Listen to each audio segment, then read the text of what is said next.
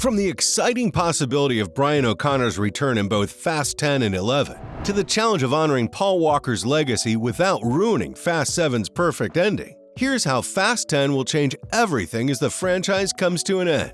And I'm kicking it off with the official trailer teasing a flashback sequence with Dom and Brian. No, not the new one that teased Fast 10's storyline in more detail, but the one that dropped on YouTube back in February. There's a lot going on in there, what with the introduction of Jason Momoa's and setting up the stakes for each member of Dom's family. But right around the 40-second mark, there's a flashback sequence from Fast 5, when Dom and Brian prepare to rip the vault from the police station. Now, here's where things get interesting.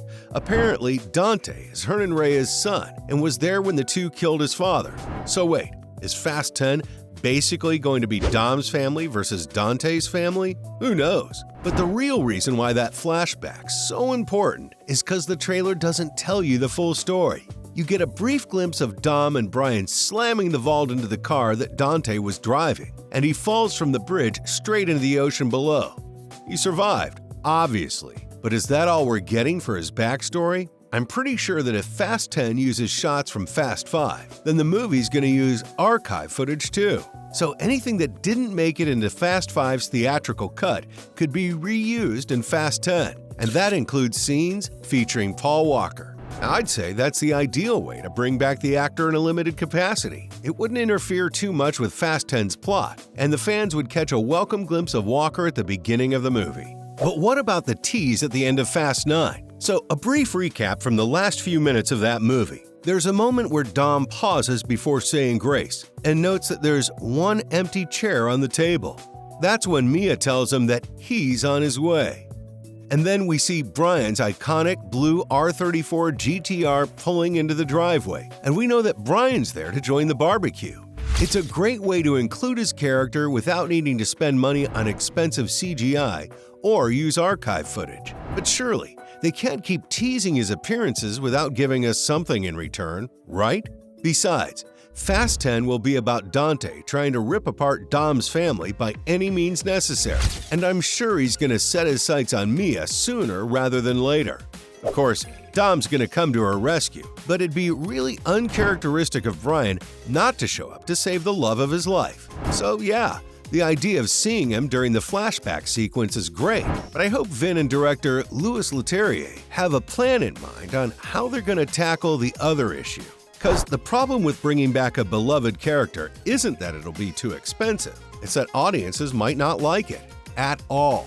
The reason why the Fast and Furious crew decided to use CGI in Fast 7 was to complete a movie that Paul would have wanted to see finished.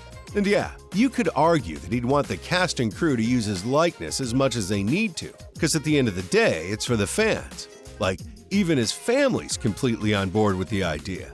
So why would anyone dislike the idea of seeing Brian O'Connor back on the big screen again? Well, if Vin and Leterrier bring back Brian for Fast 10, and he gets hurt in any way, then it'd ruin the perfect ending Fast 7 built for him. You remember what it was like in 2015, right? Dom and Brian take one last ride together, and Dom bids farewell to not just Brian, but Paul Walker. It was an incredibly emotional conclusion to Brian's story, and it paid tribute to Walker in a beautiful way. And I bet there wasn't a single dry eye in theaters when See You Again began playing for the late actor. Most fans agree that this was the perfect way to end his character arc in the franchise, but Fast 9 brought him back, even if it was a tease. It told fans that Brian's very much alive in the franchise, and that he'll always be there to enjoy one of Dom's backyard barbecues. But what if Vin and Leterrier actually teased about his return in Fast 10? Quite a lot, actually. In an interview with Total Film, the director revealed that the movie will do a lot of jumping back and forth between the past and the present. So, no actual time travel then? Sorry, theorists. Looks like the whole Dom's gonna travel back in time to stop Dante theory isn't gonna work out. But anyway, Leterrier revealed an important piece of information in that interview, and it was that Brian's only going to be featured in the past. That's an interesting approach to the whole "how will they bring Brian back" question, because even if they use a digital double, it won't change his story much. But Vin, on the other hand, isn't too sure about saying goodbye to Paul's character in simple flashbacks. He didn't spoil anything for Fast 10, but he may have given fans a lot of hope for the 11th and final film in the franchise. He told Total Film that he couldn't imagine ending the Fast and Furious saga without saying goodbye to the iconic Brian O'Connor. And you're thinking what I'm thinking, right? If we take Vin and Leterrier at their words, then here's what's going to happen.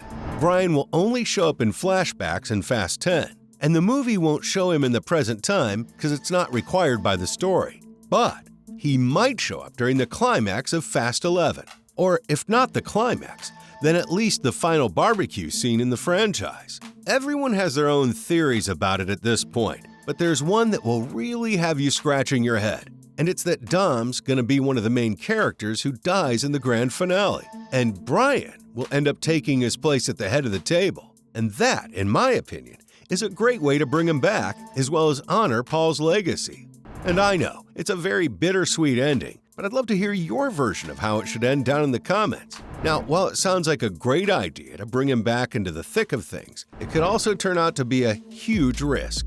This goes back to what I said earlier about ruining Fast 7's perfect ending for the character.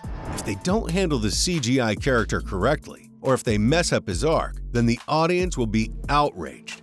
And then it won't matter if both Vin and Paul's family support the idea of bringing Paul back using CGI and body doubles. It won't matter that dozens of artists worked hard to recreate Brian so he could be on screen for us to watch. The only thing fans will be thinking about is how the studio used their emotions for a character they love so much and then made money off them.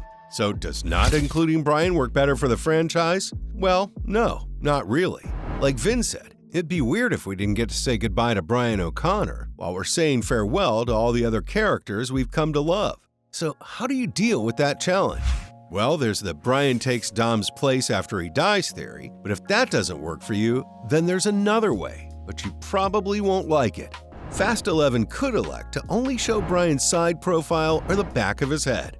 If they never show his face and only show his back or side profile instead, then there would be no need to use extensive CGI or body doubles. I know, that idea sucks, but it's just one way of going about things. The other way is a lot more logical, and that's why I saved it for last. So imagine that we're approaching the climax of Fast 11. Things are more intense than they've ever been. Dante's winning, and nearly all of Dom's family, friends, and allies have either been locked up, killed, or worse, are being held hostage. With nowhere to go, Dom's about to give himself up, but he hears the familiar screech of an R-34 pulling up next to him. It's Brian, and he's come back to support his brother one last time. It'll be a small role, but with big consequences. And he won't be coming back just for Dom. He'll be returning for Mia and his son Jack. The perfect way for the franchise to say goodbye to him would be to showcase just how good of a husband and father he really is. He'll have grown a lot in the time we haven't seen him. And what better way to honor Paul Walker's legacy than to show Brian O'Connor as a happy man in love with his wife and son? So, from the challenge of honoring Paul's legacy as Brian O'Connor to the exciting possibility of his return in Fast 10 and Fast 11, that was everything you needed to know on how the franchise can bring Brian back into the fray.